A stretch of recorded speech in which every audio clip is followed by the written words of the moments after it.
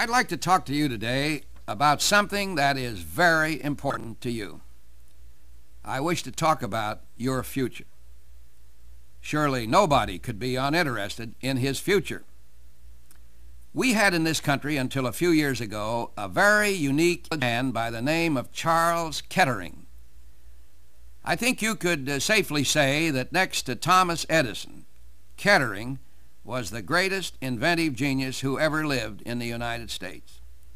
I heard him remark once after a speaker had spent a long time talking about the past, that he wasn't interested in the past because that was over. It was past. There wasn't anything he could do about it. He said that he was interested in the future because that is where I expect to spend the rest of my life. There may be uncertainty about some things, but there's no uncertainty about this. You and I are going to spend the rest of our lives in the future. So any sensible person, I believe, wants to have a future that is worth living in. Your future isn't going to be determined by circumstances over which you have no control.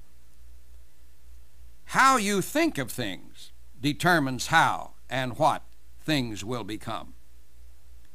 What you think about it is what you'll make it, because it's a fact that your thoughts will condition and motivate your actions. They always do.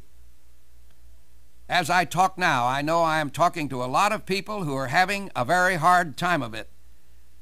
This is one of the great facts of life, the terribly hard times people have with things. One trouble after another comes upon people when they least expect it. Life is very tough. But when you face a mess of difficulties, let's understand it this way. There's no gainsaying it.